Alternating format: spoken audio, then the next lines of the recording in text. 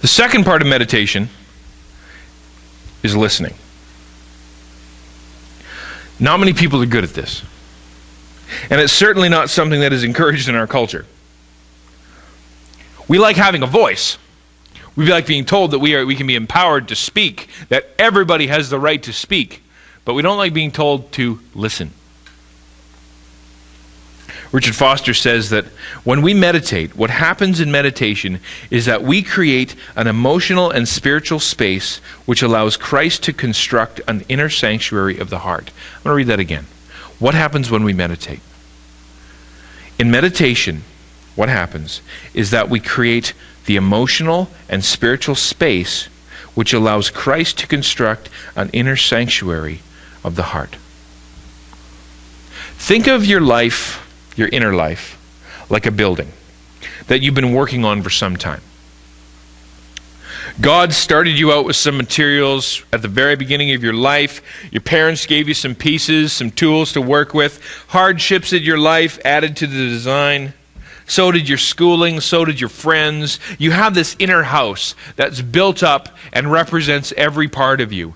But when Jesus takes over your life, when you ask Jesus to take over your life, what you are doing is you are saying, God, I want you to rebuild this house. I'm going to give you time and emotional and spiritual space to reconstruct this inner sanctuary in my heart.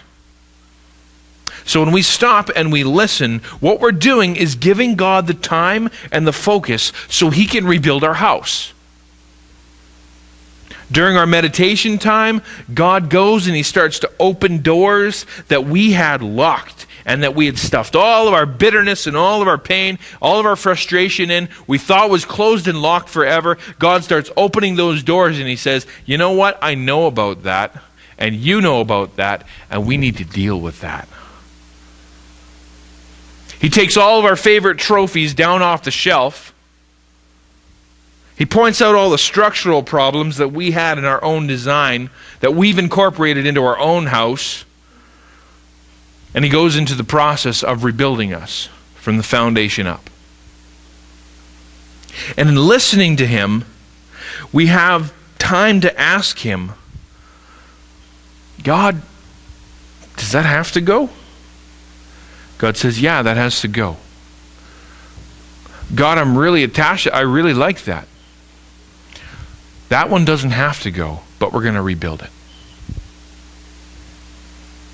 What needs to be added? What needs to be thrown out? What needs to be kept?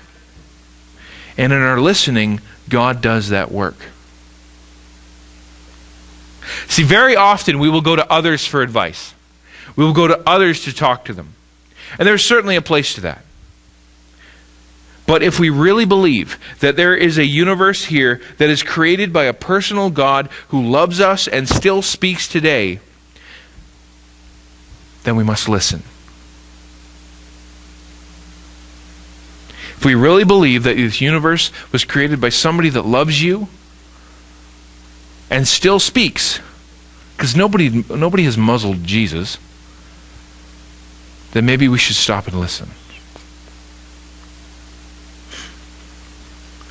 There are many ways that a person can listen to God, and there's certainly a lot of them, but I want to tell you the two most helpful that I've found. First, listening to Scripture. God speaks through His Bible. Open up a Bible and read it as though it was written to you, because it was. You're human. You're part of the human condition, the human kingdom. You are part of His kingdom if you are saved. And He's talking to you, and He will talk to you through His Word. Now, I don't mean a Bible study. This is different. We talked about Bible study with all the tools in the whole world. I'm talking about actually taking a Bible without study notes and reading it straight. What I do is I go to BibleGateway.com, I print out the chapter or the verse or the whatever onto a blank white sheet of paper. So there's nothing else to look at. And just meditate on one part. Maybe it's one section. Maybe it's one verse. Maybe it's one word. And let God talk to you about it. Use your imagination to put yourself at the place of Elijah next to the river, or Paul as he's on the road or in the ship. Become one of the throngs of people that is listening to Jesus on the mountainside. What do you hear? What do you see? What do you sense? What do you feel? Meditate on Scripture and let God talk to you through it. Next, and this is an important part of listening, be quiet.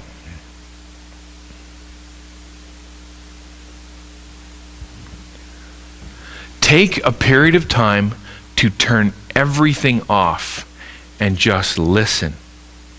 Indoors, outdoors, whatever. Don't pray. Don't talk. Don't read. Don't listen to music. Don't bring a friend. Just listen. If you've never done this, this is going to be really hard. This is counterintuitive, countercultural, counter everything for some people. But I want you to try it for 1 minute first. Well, you can't bring a watch because it makes noise. Just kidding. 1 minute of just being quiet. Not saying anything, not praying anything. Just sit there and be quiet. No noise, no nothing. Then, try it for 5 minutes. 15. Half an hour. Don't feel guilty if your mind is racing and you can't focus. That's what's going to happen. You are bombarded constantly by images and sound.